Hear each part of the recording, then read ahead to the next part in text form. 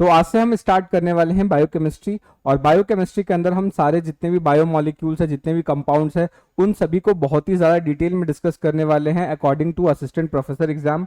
आज का जो लेक्चर है इसके अंदर हम सिर्फ कार्बोहाइड्रेट के इंट्रोडक्शन के बारे में पढ़ेंगे, समझेंगे कि कार्बोहाइड्रेट्स क्या होता है, और आने वाले जो लेक्चर्स है उसके अंदर कार्बोहाइड्रेट्स को बहुत ज़्यादा डिटेल करने वाले हैं। तो आज का जो वीडियो है वो हमारा सिर्फ और सिर्फ एक इंट्रोडक्टरी वीडियो है, जहां पर हम सिर्फ कार्बोहाइड्रेट के थोड़े से इंट्रोडक्शन के बारे में समझेंगे। ठीक है, तो चलिए फिर स्टार्ट करते हैं और समझते हैं कार्बोहाइड्रेट्स क्या होता है। अगर हम कार्बोहाइड्रेट्स की बात करें तो ये नेचर के अंदर पाए जाने वाला अबंडेंट कंपाउंड्स है ये। ठीक है, यानी ये नेचर के अंदर सबसे अबंडेंट अमाउंट में प्रेजेंट होगा। तो हम ये लिख सकते हैं कि कार्बोहाइड्रेट क्या है, अबंडेंट कंपाउंड है। ये कैसा है, abundant compound, compound of nature, nature का अबंडेंट कंपाउंड है, यानी मैक्सिमम क्वांटिटी में मिलता है। ठीक है, अब ये जो कंपाउंड है मेनली कार्बन, हाइड्रोजन और ऑक्सीजन से मिलके बनता है। ठीक है, ये कंपाउंड मेनली किससे मिलके बनेगा, कार्बन, हाइड्रोजन और ऑक्सीजन। ठीक है, तो ये बात याद रखना है कि कार्बोहाइड्रेट का जो मेन कंपोनेंट है वो आपका कार्बन, हाइड्रोजन या ऑक्सीजन होगा। ठीक है, अब अगर डेफिनेशन के बेसिस पे इसको डिफाइन करें कि कार्बोहाइड्रेट्स क्या होता है, तो डेफिनेशन कार्बोहाइड्रेट की कहता है कि कार्बोहाइड्रेट्स ऐसे कंपाउंड्स होते हैं जिनके अंदर पॉलीहाइड्रोक्सी एल्डिहाइड या पॉलीहाइड्रोक्सी कीटोन होते हैं, या फिर ये ऐसे कंपाउंड हो सकते हैं जो हाइड्रोलिसिस के बाद ये सारी चीजें प्रोड्यूस करें। ठीक है, पॉलीहाइड्रोक्सी एल्डिहाइड या पॉलीहाइड्रोक्सी कीटोन का मतलब क्या होता है इसको समझते हैं। पॉली वर्ड का सिंपल मतलब होता है मेनी, पॉली वर्ड का मतलब क्या है, मेनी। OH, हाइड्रोक्सिल का मतलब क्या है, OH, यानी ये एक ऐसे कंपाउंड है जिसके अंदर बहुत सारे OH ग्रुप होगा, उसके अलावा एल्डिहाइड ग्रुप हो सकता है। और दूसरा पॉलीहाइड्रोक्सी कीटोन का मतलब क्या है कि इसके अंदर अगेन बहुत सारे OH ग्रुप होंगे और उसके अलावा एक कीटोन ग्रुप आपको देखने को मिल सकता है। तो ऐसे कंपाउंड जिनके अंदर एल्डिहाइड और कीटोन ग्रुप के अलावा बहुत सारे OH ग्रुप प्रेजेंट होते हैं, तो ऐसे कंपाउंड्स को हम क्या बोलेंगे, कार्बोहाइड्रेट्स बोलते हैं। ठीक है, इनको क्या बोलेंगे, कार्बोहाइड्रेट्स बोलेंगे। नेक्स्ट इंपॉर्टेंट चीज, अगर हम कार्बोहाइड्रेट्स का जनरल फॉर्मूला देखें, अगर हम इसका जनरल फॉर्मूला देखें तो हम देखते हैं कि इसका जो जनरल फॉर्मूला है वो CnH2ON है। ठीक है, इसका मतलब ये है कि हम इसको ये बोल सकते हैं ये कार्बन के साथ वाटर जुड़ा हुआ है, इसलिए कभी कभी हम कार्बोहाइड्रेट्स को क्या बोल देते हैं कि ये बेसिकली हाइड्रेट्स ऑफ कार्बन है। ये क्या है, हाइड्रेट्स, हाइड्रेट्स ऑफ कार्बन, यानी कार्बन के साथ वाटर जुड़ा हुआ है। ठीक है, इसलिए इसको हम क्या बोल देते हैं, हाइड्रेट्स ऑफ कार्बन। ये पॉइंट याद रखना है, ये फॉर्मूला पूछा जाता है या इससे हम बहुत सारी चीजें फाइंड आउट कर सकते हैं। ठीक है, तो कार्बोहाइड्रेट क्या हो सकता है, या तो पॉलीहाइड्रोक्सी एल्डिहाइड या पॉलीहाइड्रोक्सी कीटोन हो सकता है, या उसके अलावा हम कार्बोहाइड्रेट्स को हाइड्रेट्स ऑफ कार्बन भी बोल सकते हैं, क्योंकि यहां पर आप देख रहे हो कि कार्बन किसके साथ जुड़ा है, वाटर के साथ। ठीक है, सो ये चीज आपको याद रखना है। जनरली उन कार्बोहाइड्रेट्स को हम शुगर कहते हैं जो पानी के अंदर आसानी से डिसॉल्व हो जाते हैं, यानी पानी में सॉल्युबल हो, और साथ के साथ अगर हम उसको टेस्ट करें तो टेस्ट में वो मीठे लगते हैं। ठीक है, स्वीट टेस्ट के हों, तो ऐसे कार्बोहाइड्रेट जो पानी में आसानी से डिसॉल्व हो जाएं, घुल जाएं, और साथ के साथ वो टेस्ट में मीठे लगे, ऐसे कार्बोहाइड्रेट्स को हम शुगर कहते हैं। ठीक है, अब एक चीज आपको ध्यान रखना है कि शुगर की कैटेगरी के अंदर, ये जो शुगर है इसकी कैटेगरी के अंदर हम मोनोसेकेराइड्स, मोनोसेकेराइड्स और उसके अलावा डाइसेकेराइड्स या डाइसेकेराइड्स, या इसी को हम ओलिगोसेकेराइड्स भी बोलते हैं, ओलिगोसेकेराइड्स। ठीक है, तो ध्यान रखना है कि ये शुगर है, शुगर टर्म हम मोनोसेकेराइड्स और डाइसेकेराइड्स के लिए यूज कर सकते हैं, क्योंकि मोनोसेकेराइड्स और डाइसेकेराइड्स क्या होता है, वाटर के अंदर डिसॉल्व हो जाते हैं, घुल जाते हैं, और ये टेस्ट में भी मीठे लगते हैं। ठीक है, इसलिए इनको हम क्या नाम देते हैं कि ये शुगर है। ठीक है, ये क्या कहलाएंगे, ये शुगर कहलाएंगे। ठीक है, so I hope you are getting my point. ठीक है, अगर फिर भी कोई डाउट बन रहा है, कोई सजेशन है, तो आप कमेंट करके बता सकते हैं। अब अभी मैंने आपको बताया कि जो कार्बोहाइड्रेट है इसके अंदर आपको बहुत सारे OH ग्रुप देखने को मिलेंगे, उसके अलावा या तो एल्डिहाइड ग्रुप देखने को मिल जाएगा, या फिर आपको बहुत सारे OH के साथ एक कीटोन ग्रुप देखने को मिल सकता है। ठीक है, तो इसको एक एग्जाम्पल की मदद से यहाँ पर देख लेते हैं। ठीक है, सो अगर इस एग्जाम्पल को ध्यान से देखें तो ये जो एग्जाम्पल है, ये एग्जाम्पल आपका ग्लूकोज का है। ये एग्जाम्पल किसका है, आपके ग्लूकोज का एग्जाम्पल है। इस ग्लूकोज के एग्जाम्पल में देखो, इसके अंदर बहुत सारे OH ग्रुप है, पॉलीहाइड्रोक्सी, यानी यहाँ पर ये बहुत सारे हाइड्रोक्सिल ग्रुप है, ठीक है, ये बहुत सारे हाइड्रोक्सिल ग्रुप है। उसके अलावा यहाँ पर आप ध्यान से देखें तो उसके अलावा एक ये आपको एल्डिहाइड ग्रुप हो जाता है, लेट मी करेक्ट, तो ये क्या है आपका एल्डिहाइड हो जाएगा, तो ये एल्डिहाइड हो गया। तो बहुत सारे ये क्या है, ये सारे के सारे पॉलीहाइड्रोक्सी है, पॉलीहाइड्रोक्सी, ठीक है, यानी बहुत सारे OH ग्रुप है और उसके साथ ये एल्डिहाइड ग्रुप है, इसलिए इसको हम क्या बोलेंगे कि ये पॉलीहाइड्रोक्सी एल्डिहाइड है। नेक्स्ट अगर एग्जांपल देखें तो ये फ्रक्टोज है। अब यहाँ पे ये जो डी लिखा हुआ है, इस डी का क्या मतलब होता है, इसको भी हम आने वाले लेक्चर से या बोल सकते हैं जो नेक्स्ट लेक्चर है हमारा मोनोसेक्राइड, जिसका नाम मोनोसेक्राइड्स को डिटेल करेंगे, वहां पर डी और एल फॉर्म को समझेंगे। आज तो जस्ट मैं आपको बेसिक चीजें बता रहा हूं, जिससे कि जब कल वाला जो हम लेक्चर स्टार्ट करें उस लेक्चर के अंदर आप इन सारी चीजों को आप अच्छे से एक्सप्लेन कर पाए, अच्छे से चीजें समझ पाए, ठीक है। अब ये दूसरा देखो, इसके अंदर भी आप देखोगे बहुत सारे OH ग्रुप है, एक ये है, एक ये है, ये है, इस तरीके से बहुत सारे OH ग्रुप है, ठीक है। उसके अलावा आप यहाँ पर ध्यान से देखें तो ये ग्रुप आपको देखने को मिल रहा है, इस ग्रुप को हम क्या बोलते हैं, ये कीटोन है, ठीक है। सो यहाँ पर बहुत सारे OH है, उसके साथ कीटोन है, तो इसको हम क्या बोल सकते हैं, ये एग्जाम्पल है आपका पॉलीहाइड्रोक्सी कीटोन का, ठीक है। और ये किसका एग्जाम्पल है आपका पॉलीहाइड्रोक्सी एल्डिहाइड का। तो ये चीज आप इसके बारे में याद रखेंगे। तो अगर आपसे कोई पूछता है व्हाट इज कार्बोहाइड्रेट्स, तो आप बोल सकते हो कि कार्बोहाइड्रेट्स ऐसे कंपाउंड्स है जो कि पॉलीहाइड्रोक्सी एल्डिहाइड या पॉलीहाइड्रोक्सी कीटोन होते हैं, ठीक है। और उनका जो जनरल फॉर्मूला होगा वो CnH2O और N होता है, ठीक है, जिसकी वजह से इनको हम क्या बोलते हैं, इनको हम हाइड्रेट्स ऑफ कार्बन भी बोल सकते हैं, ठीक है। सो आई होप आपको सारी चीजें समझ में आ रही होंगी।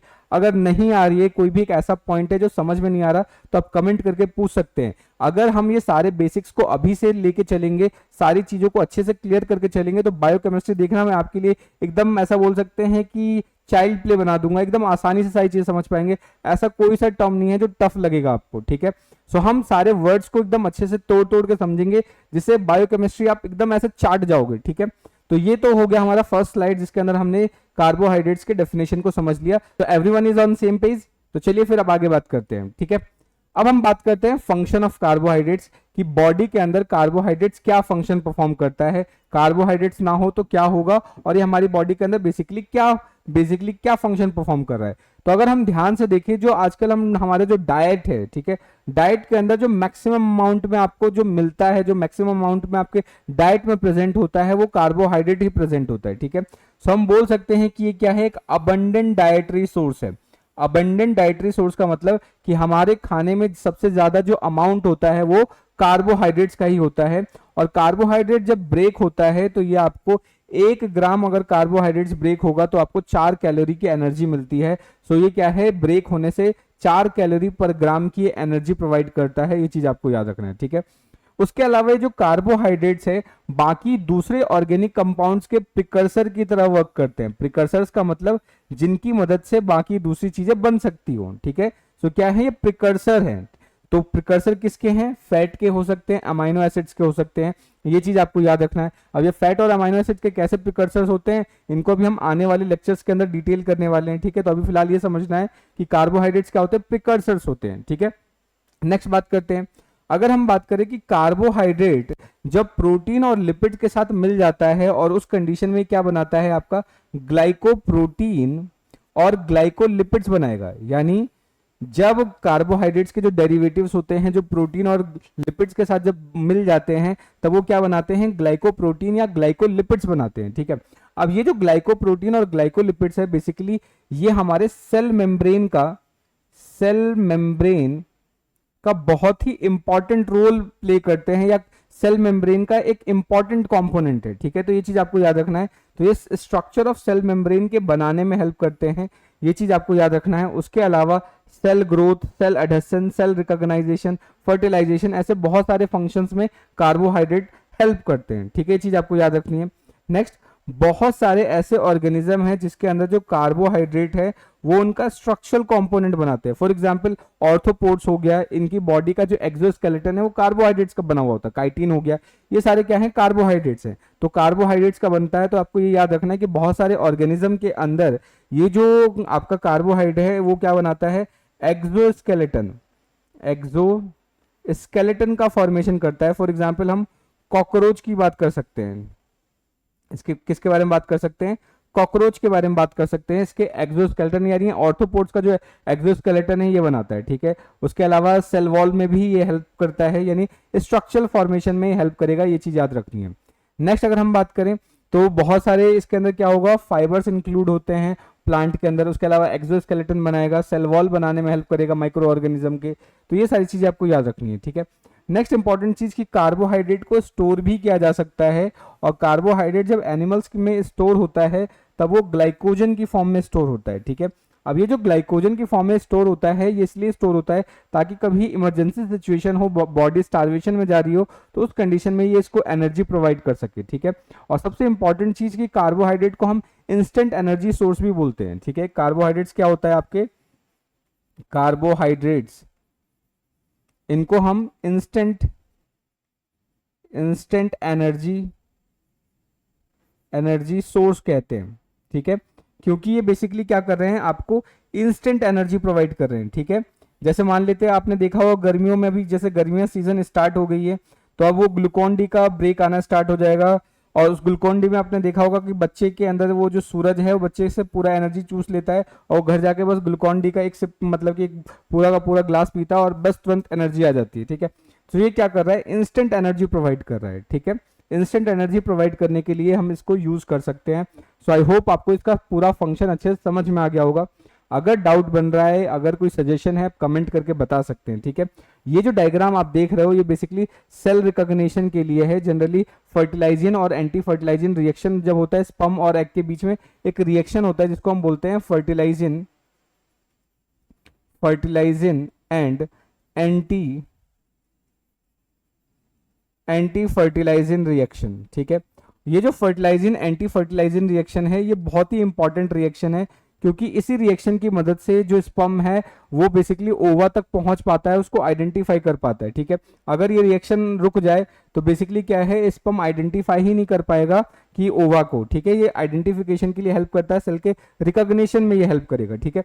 तो ये चीज आपको इसके बारे में याद रखनी है। नेक्स्ट अब हम बात करते हैं क्लासिफिकेशन ऑफ कार्बोहाइड्रेट्स। अभी जो क्लासिफिकेशन है, क्लासिफिकेशन ऑफ कार्बोहाइड्रेट्स की बात करें तो हम इसको 3 पार्ट में डिवाइड कर सकते हैं। एक होगा मोनोसेकेराइड, ओलिगोसेकेराइड्स, पॉलीसेकेराइड, ठीक है। उसके अलावा एक चीज आपको और ध्यान रखना है कि कार्बोहाइड्रेट्स को हम सेकेराइड्स भी बोलते हैं। कार्बोहाइड्रेट्स को क्या बोलते हैं? सेकेराइड्स भी बोलते हैं। ये चीज याद रखना है क्योंकि सेकेराइड बेसिकली एक ग्रीक वर्ड से मिलकर बना हुआ है, एक ग्रीक वर्ड से लिया गया है जिसका मतलब होता है सुक्रोज या शुगर, ठीक है। ये चीज आपको याद रखना है। सेकेराइड्स का मतलब क्या होता है? शुगर होता है, ये चीज आपको याद रखना है। अब ये जो इसको हमने 3 पार्ट में डिवाइड किया, ठीक है। अब ये जो 3 पार्ट में जो डिवाइड किया है, मोनोसेकेराइड, ओलिगोसेकेराइड, पॉलीसेकेराइड, ये बेसिकली बेस्ड होता है नंबर ऑफ शुगर यूनिट्स, यानी कि ये जो कार्बोहाइड्रेट्स है, कार्बोहाइड्रेट्स के अंदर कितने शुगर यूनिट जुड़े हुए हैं उसके बेसिस पे हम क्या है इसको फर्दर क्लासिफाई कर सकते हैं मोनोसेकेराइड, ओलिगोसेकेराइड्स या पॉलीसेकेराइड्स के अंदर, ठीक है। ये चीज आपको याद रखना है। और ये चीज मैंने आपको शुरुआत में बता दिया था कि जो मोनोसेकेराइड्स और जो ओलिगोसेकेराइड्स होते हैं ये टेस्ट में मीठे होते हैं, स्वीट होते हैं। उसके अलावा नेचर इनका क्रिस्टलाइन होता है। आपने चीनी देखा होगा, चीनी क्रिस्टल्स की फॉर्म में होता है, क्रिस्टलाइन होगा। उसके अलावा नेक्स्ट इंपॉर्टेंट चीज कि ये पानी में सॉल्युबल होते हैं, पानी में घुल जाते हैं, ठीक है। इसलिए आपको इनको हम क्या बोल सकते हैं? कॉमनली शुगर बोल सकते हैं। ये चीज मैंने आपको स्टार्टिंग में ही बताई कि ऐसे कार्बोहाइड्रेट जो पानी में घुलनशील होते हैं, घुल जाते हैं और टेस्ट में स्वीट लगते हैं, मीठे लगते हैं, तब उनको हम क्या नाम दे देंगे? शुगर बोलेंगे, ठीक है। तो ये चीज आपको इसके बारे में याद रखना है। अब हम क्या करेंगे, 1 बाय 1 सारे सेकेराइड्स के बारे में थोड़ा बेसिक आइडिया ले लेंगे, क्योंकि ये जो हमारा वीडियो है डिटेल वीडियो नहीं है, सिर्फ हम यहाँ पे आज बेसिक कवर कर रहे हैं, ठीक है। कल का जो वीडियो होगा वो सिर्फ और सिर्फ मोनोसेकेराइड्स के ऊपर होने वाला है, और मोनोसेकेराइड्स को हम बहुत ही डिटेल में करने वाले हैं, ठीक है। सो अगर हम मोनोसेकेराइड्स की बात करें तो इनको हम सिंपलेस्ट शुगर बोल सकते हैं, ठीक है। अब इनको सिंपलेस्ट शुगर इसलिए बोला जाता है कि मोनोसेकेराइड्स को हम फर्दर हाइड्रोलाइज नहीं कर सकते, यानी मोनोसेकेराइड से भी सिंपल शुगर में इसको नहीं तोड़ा जा सकता। तो यहां पर हम चाहे तो लिख सकते हैं can not be further hydrolysed. इनको हम फर्दर हाइड्रोलाइज नहीं कर सकते, यानी इनको फर्दर तोड़ा नहीं जा सकता। ये चीज आपको याद रखना है। मोनोसेकेराइड्स का जो जनरल फॉर्मूला होता है वो आपका CnH2ON होता है, ठीक है। जिसकी वजह से जस्ट अभी मैंने आपको बताया था, इसको हम क्या बोल सकते हैं? हाइड्रेट्स। इसको हम हाइड्रेट्स ऑफ कार्बन भी बोल सकते हैं इस फॉर्मूला के बेसिस पे, ठीक है। तो ये चीज आपको याद रखना है, इनको फर्दर क्या कर सकते हैं, फर्दर हाइड्रोलाइज नहीं कर सकते, ठीक है, ये चीज याद रखना है। नेक्स्ट, मोनोसेक्राइड्स को हम फर्दर डिफरेंट डिफरेंट कैटेगरीज के अंदर डिवाइड कर सकते हैं डिपेंडिंग कि उनके अंदर फंक्शनल ग्रुप क्या है और नंबर ऑफ कार्बन एटम क्या है, यानी नंबर ऑफ कार्बन एटम और फंक्शनल ग्रुप के बेसिस पे मोनोसेक्राइड्स को हम फर्दर डिवाइड कर सकते हैं। फंक्शनल ग्रुप की बात करें तो फंक्शनल ग्रुप के बेसिस पे हम इसको दो पार्ट में डिवाइड कर सकते हैं, क्योंकि यहाँ पे दो टाइप के फंक्शनल ग्रुप मिल सकते हैं, एक तो मिल सकता है एल्डिहाइड और एक क्या मिल सकता है, कीटोन, ठीक है। तो एल्डिहाइड अगर मिलेगा तो उसको हम बोलेंगे एल्डोज शुगर, इसको क्या बोलेंगे, एल्डोज शुगर, अगर एल्डिहाइड ग्रुप प्रेजेंट होगा। इसका मतलब क्या है कि एल्डिहाइड ग्रुप इज प्रेजेंट, यहां पे क्या होगा, एल्डिहाइड ग्रुप, अगर एल्डिहाइड ग्रुप होगा तब उसको एल्डोज बोलेंगे, और दूसरा क्या बोल सकते हैं, दूसरा जो ग्रुप होगा वो कीटोज शुगर होगा, ठीक है। तो यहां पर क्या होगा, कीटोन ग्रुप, कीटोन ग्रुप, अगर कीटोन ग्रुप प्रेजेंट है तब तो बोलेंगे कीटोज शुगर, और अगर एल्डिहाइड ग्रुप प्रेजेंट है, अगर एल्डिहाइड ग्रुप प्रेजेंट है तो aldose sugar, ketone group present है तो कीटोज शुगर, ठीक है। ये चीज आपको याद रखनी है। तो इसके बेसिस पे हम इसको डिवाइड कर सकते हैं। उसके बाद अगर नंबर ऑफ कार्बन एटम्स की बात करें तो मिनिमम यहाँ पर हम 3 से स्टार्ट करेंगे, अगर 3 कार्बन है तो उसको बोलेंगे ट्रायोज शुगर, ठीक है, अगर 4 है तो टेट्रोज, पेंटोज, हेक्सोज, इस तरीके से नंबर ऑफ कार्बन के बेसिस पे भी डिवाइड कर सकते हैं। तो यहाँ पर मैंने आपको ये दो पार्ट में डिवाइड कर रखा है, एक होगा एल्डोज, ठीक है, यानी यहाँ पर क्या होगा, फंक्शनल ग्रुप आपका एल्डिहाइड होगा। एग्जाम्पल के तौर पे यहाँ पर लिख सकते हैं ग्लिसरॉल्डिहाइड और ग्लूकोज, ग्लिसरॉल्डिहाइड और ग्लूकोज। चलो आज मैं आपको बेसिकली क्या है, ग्लूकोज या फिर कार्बोहाइड्रेट्स का डायग्राम बनाना सिखाता हूँ, बहुत अच्छे तरीके से आप आसानी से बना सकते हो, ठीक है।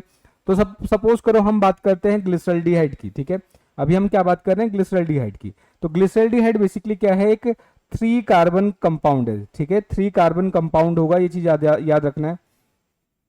सो ये 3 कार्बन का कंपाउंड है, तो इसका बेसिकली अगर मुझे फॉर्मूला लिखना हो तो कैसे लिख सकते हैं, तो जनरल फॉर्मूला तो हमने पढ़ी रखा है, CnH2ON होता है। तो इस बेसिस पे हमें n की वैल्यू कितनी रखनी है, यहाँ पे n की वैल्यू 3 होगी, तो जैसे n की वैल्यू 3 रख दूंगा तो क्या होगा, C3, उसके बाद ये क्या हो जाएगा, H6 आ जाएगा यहाँ पे, और उसके बाद O3। ये जो आपका हुआ है इसको हम क्या बोलेंगे, ग्लिसरॉल्डिहाइड, इसको क्या बोलेंगे, ग्लिसरॉल्डिहाइड बोलेंगे, ठीक है। अब इसको ग्लिसरॉल्डिहाइड बोल रहे हैं, इसका मतलब क्या है कि यहाँ पर एल्डिहाइड ग्रुप प्रेजेंट है। आज मैं आपको इसका डायग्राम बनाना सिखा दूंगा ऐसे, या किसी भी कार्बोहाइड्रेट का हम जो डायग्राम बनाएंगे वो आप आसानी से बना सकते हो। अगर एल्डिहाइड ग्रुप वाला कोई भी मेंबर है तो जब भी हम उसका डायग्राम बनाएं तो सबसे पहले इंपॉर्टेंट चीज जो आपको याद रखनी है कि अगर एल्डिहाइड ग्रुप का है तो सबसे पहले फंक्शनल ग्रुप बना दो एल्डिहाइड, और एल्डिहाइड को हम फंक्शनली क्या लिख सकते हैं, CHO लिख सकते हैं, ठीक है। उसके अलावा ये 3 कार्बन का कंपाउंड है, ठीक है, तो 3 कार्बन का कंपाउंड है तो हमने फंक्शनल ग्रुप तो एल्डिहाइड बना ही लिया। अब बाकी जो सारी चीजें होंगी उसके अंदर हमें क्या करना है, OH ग्रुप लगाने हैं, उसके अंदर हमें क्या लगाना है, OH ग्रुप लगाना है। तो सबसे पहले लिखेंगे मेन फंक्शनल ग्रुप, और उसके बाद क्या है, लास्ट में जो हमें लिखना है, जो लास्ट कार्बन होगा उसमें आपको CH2OH लिख देना है, ठीक है, लास्ट में CH2OH लिखना है। सबसे पहले फंक्शनल ग्रुप लगा दो और लास्ट में क्या लगा दो, CH2OH in case of aldehyde. अब बाकी क्या बचा, सिर्फ एक कार्बन, तो एक कार्बन को हमने इस तरीके से बीच में लगा दिया, ठीक है। अब इसको भी बैलेंस कर लेते हैं, तो यहां पर क्या हो गया, ये CHOH, CHO तो हो ही गया, एल्डिहाइड, CH2 ये भी बैलेंस हो गया, सिर्फ ये बच गया हमारा। तो इसको बैलेंस करने के लिए क्या करेंगे, एक हाइड्रोजन और लगा देंगे और एक OH और लगा देंगे। तो ये जो ग्रुप बन के आया है इसी को हम क्या बोलते हैं, ग्लिसरॉल्डिहाइड, इसको क्या बोलेंगे, ग्लिसरॉल्डिहाइड, ठीक है। इसी तरीके से चाहे तो हम क्या है, ग्लूकोज का भी डायग्राम बना सकते हैं। ग्लूकोज कितना होगा, 6 कार्बन का कंपाउंड होगा, फॉर्मूला आपने नर्सरी क्लास से पढ़ते ही आ रहे हो, क्या होगा, C6H12O6, ये होगा।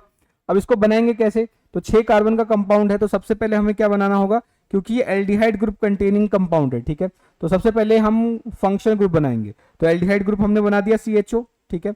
उसके बाद क्या है, 5 बेसिकली क्या है, 6 कार्बन का कंपाउंड है तो एक कार्बन तो हो ही गया। उसके बाद ये दूसरा कार्बन, तीसरा कार्बन, चौथा कार्बन, 5वां कार्बन और ये 6ठा कार्बन, ठीक है।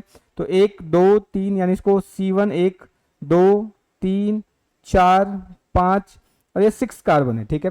तो जो लास्ट वाला कार्बन होगा उसके अंदर आपको ये ध्यान रखना है कि हमें CH2OH लगाना ही है। तो ये CH2OH हमने लगा दिया, ठीक है। इस 6 को मैं हटा दूं, अदरवाइज बहुत सारे बच्चे को लगेगा कि यार ये C6 कहां से लेके आ गए, ठीक है। तो ये लास्ट में हमें क्या लगाना है, लास्ट में हमें क्या लगाना है, सिंपल CH2OH। सबसे पहले फंक्शनल ग्रुप लगाओ और लास्ट में क्या लगा दो, CH2OH लगा दो, ठीक है। अब जो बाकी बचे हुए हैं उनको हमें OH से फिल करना है। तो यहां पर OH और यहां पर H, कार्बन की वैलेंसी को हमें क्या करना है, फुलफिल करना है। तो कार्बन की 4 वैलेंसी होती है, तो इस वाले की एक तो ये आ जाएगी, एक ये आ गई, तीसरी ये आ गई, चौथी ये आ गई, तो इसकी 4 वैलेंसी फिक्स हो गई। अब यहाँ पे जो थर्ड कार्बन होता है उसके साथ थोड़ा सा चेंजेस होता है, इसमें OH इधर आएगा, इसमें H इधर आएगा, और बाद बाकी जितने भी हैं उसको हम इस तरीके से बना देंगे, इस तरीके से बना देंगे। तो ये क्या हो गया, ये जो डायग्राम आप देख रहे हो ये किसका हो गया, ग्लूकोज का हो गया। ये डायग्राम हमारा ग्लूकोज का हो गया। सो आई होप कि आपको ग्लूकोज का डायग्राम अब बनाने आ गया होगा। जब भी हम एल्डिहाइड वाले का, यानी कि ऐसे कार्बोहाइड्रेट्स को बना रहे हैं जिसके अंदर एल्डोज शुगर है या एल्डिहाइड फंक्शनल ग्रुप है, तो जब भी हम बनाएंगे CHO इस तरीके से पहले सबसे ऊपर फंक्शनल ग्रुप बनाएंगे, तो ये क्या हो गया, फंक्शनल ग्रुप। ये हो गया आपका फंक्शनल ग्रुप, ये चीज याद रखना है। और लास्ट वाले में CH2OH तो लगाना ही लगाना है, तो ये याद रखना है। तो ये क्या हो गया, हमारा एल्डोज शुगर हो गया, ठीक है। सो आई होप आपको अच्छे से समझ में आ गया होगा। अगर फिर भी कोई डाउट बन रहा है, कोई सजेशन है, तो आप कमेंट करके बता सकते हैं। नेक्स्ट अब जो एग्जांपल है वो है हमारा कीटोज शुगर। अब कीटोज शुगर के अंदर क्या होगा, कीटोन ग्रुप प्रेजेंट होगा। तो ये जो डायग्राम आप देख रहे हो, इस डायग्राम को या ये जो फंक्शनल ग्रुप है इसको हम क्या बोलेंगे, कीटोन है, ठीक है। अब ध्यान रखना है कि जब भी हमें कीटोज शुगर बनाना होता है तो यहां पर एक हैक है जो हमें फॉलो करना है। और ये हैक फॉलो क्या करना है कि जब भी हम कीटोन शुगर वाला बनाएंगे तो यहां पर जो फंक्शनल ग्रुप है वो हमेशा सेकंड कार्बन पे आएगा, ठीक है। लेकिन एल्डोज में जो फंक्शनल ग्रुप है हमेशा फर्स्ट कार्बन में आ रहा है। ध्यान रखना है कि एल्डोज के केस में जो फंक्शनल ग्रुप है वो ऑलवेज फर्स्ट कार्बन पे आएगा, ये ऑलवेज C1 को ऑक्यूपाई करेगा फंक्शनल ग्रुप, ठीक है। लेकिन अगर वही हम कीटोज शुगर को बना रहे हैं, ठीक है, तो कीटोज शुगर जब भी हम बनाएंगे तो यहाँ पे जो फंक्शनल ग्रुप वाला कार्बन है वो हमेशा सेकंड होगा, ठीक है। तो सबसे पहले इसमें हम क्या करेंगे, हम कुछ बना लेते हैं। तो मान लेते हैं फॉर एग्जांपल कि कौन सा बनाएं, डाइहाइड्रोक्सी एसीटोन बना ले, या फिर हम फ्रक्टोज भी बना सकते हैं। तो फ्रक्टोज को बनाने की कोशिश करते हैं, वो थोड़ा लंबा है तो देखने में जल्दी समझ में आ जाएगा। तो जनरली अगर हम बात करें तो सबसे पहले क्या करना होगा, इसमें CH2OH बना देंगे सबसे पहले, ठीक है। उसके बाद जो सेकंड कार्बन होगा यहाँ पे, जो सेकंड वाला ग्रुप होगा आपका, ठीक है, जो सेकंड होगा, ध्यान रखना है सेकंड वाला हमेशा आपका फंक्शनल ग्रुप होगा, और फंक्शनल ग्रुप यहाँ पे C डबल बॉन्ड O होगा। ये चीज आपको इसके बारे में याद रखनी है, ठीक है। और नेक्स्ट उसके बाद फिर सारे पहले कार्बन बना लो, फिर कितना हो जाएगा, 1 2 3 4 5 6। ये जो छठा कार्बन बना रहे हो उसमें अगेन CH2OH लगा देंगे, ठीक है। थर्ड कार्बन में OH इधर लगाओ, H इधर लगाओ, बाकी सब में OH OH H H। तो ये जो बनके जो डायग्राम आया है आपका, ये जो डायग्राम बन के आया है, इट इज योर फ्रक्टोज। ये क्या है आपका, फ्रक्टोज है, ठीक है। तो इसी तरीके से हम डाइहाइड्रोक्सी एसीटोन का ही बना सकते हैं। डाइहाइड्रोक्सी एसीटोन का कैसे बनाएंगे, अगेन हमें क्या है, फर्स्ट कार्बन को, इस केस में कीटोज के केस में फर्स्ट वाला कार्बन हमारा CH2OH ही रहेगा। अब ये अगर यहाँ पे क्या है, सेकंड कार्बन हमें फंक्शनल ग्रुप बनाना है, तो ये फंक्शनल ग्रुप हो जाएगा। और उसके बाद ये जो बनेगा वो कुछ इस तरीके का बनेगा, ठीक है। ये कैसा बनेगा, इस तरीके का बनेगा।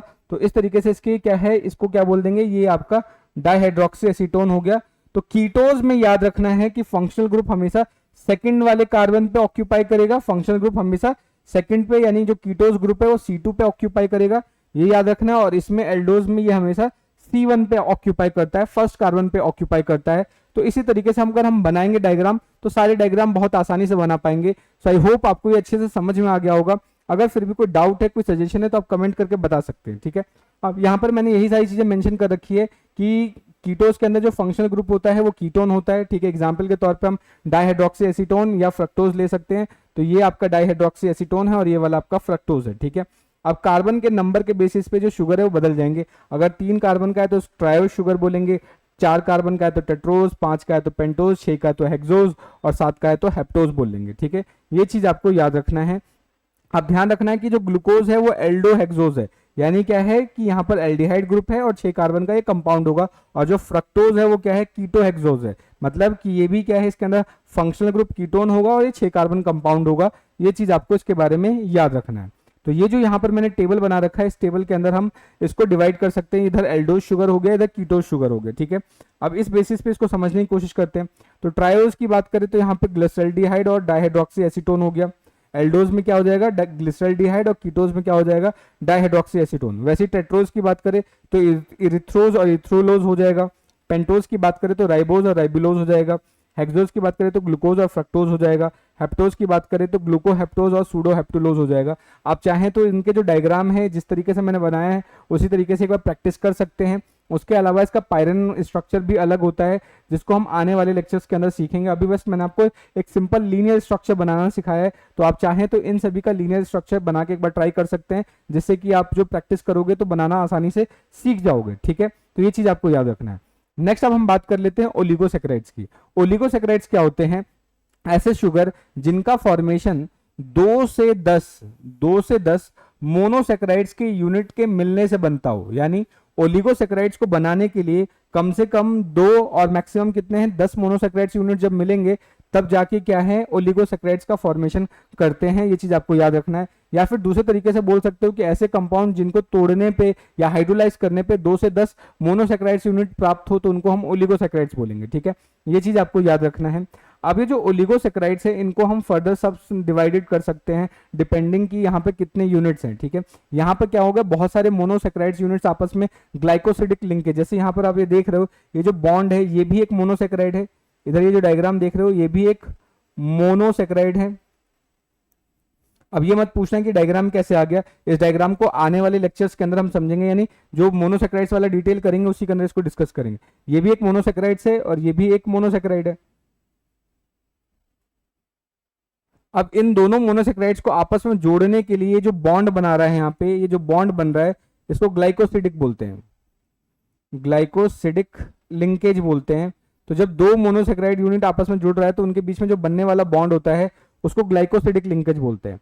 और इस ग्लाइकोसिडिक लिंकेज की वजह से ये मोनोसैकेराइड्स आपस में जुड़ के एक कॉम्प्लेक्स कंपाउंड बनाते हैं जिनको हम ओलिगोसैकेराइड्स बोल देते हैं। तो ये चीज आपको इसके बारे में याद रखनी है। ठीक है, नेक्स्ट हम बात करते हैं पॉलीसैकेराइड्स। पॉलीसैकेराइड्स को अगर हम बात करें तो ये बेसिकली मोनोसैकेराइड्स के पॉलीमर होते हैं। पॉलीमर का मतलब कि यहाँ पे जो मोनोसैकेराइड्स हैं उनके बहुत ज्यादा नंबर होते हैं। ठीक है, तो जब मोनोसैकेराइड्स के बहुत ज्यादा नंबर होंगे तो एक कॉम्प्लेक्स स्ट्रक्चर बनाते हैं। और ध्यान रखना है कि जो पॉलीसैकेराइड होते हैं ये टेस्ट में मीठे नहीं होते। ठीक है, so not sweet in taste, ये टेस्ट में मीठे नहीं होंगे, ये चीज आपको याद रखना है। और इनका जो मॉलिक्यूलर वेट होता है वो भी काफी हाई होता है, ये चीज आप याद रखेंगे। ये कैसे होंगे? टेस्टलेस होंगे, यानी नॉन शुगर होते हैं, ये चीज आपको याद रखना है। और ये कोलोइड्स वाटर के साथ जब मिक्स होंगे तो कोलोइड का फॉर्मेशन करते हैं, ये चीज याद रखना है। ठीक है, नेक्स्ट अगर ये जो पॉलीसैकेराइड्स है इसको हम डिवाइड कर सकते हैं दो टाइप में, एक आ जाएगा होमोपॉलीसैकेराइड और एक आ जाएगा हेटेरोपॉलीसैकेराइड्स। अब ये होमोपॉलीसैकेराइड और हेटेरोपॉलीसैकेराइड्स क्या होता है इनको हम आने वाले लेक्चर्स के अंदर बहुत डिटेल करने वाले हैं। ठीक है, तो ये चीज आपको याद रखना है, ये हो जाएगा आपका पॉलीसैकेराइड। तो आई होप आपको ये जो मोनोसैकेराइड का जो इंट्रोडक्शन है वो अच्छे से समझ में आ गया होगा। अगर फिर भी कोई डाउट बन रहा है, कोई सजेशन है तो आप कमेंट करके बता सकते हैं। मिलता है नेक्स्ट वीडियो में, तब तक के लिए जय हिंद दोस्तों, थैंक यू।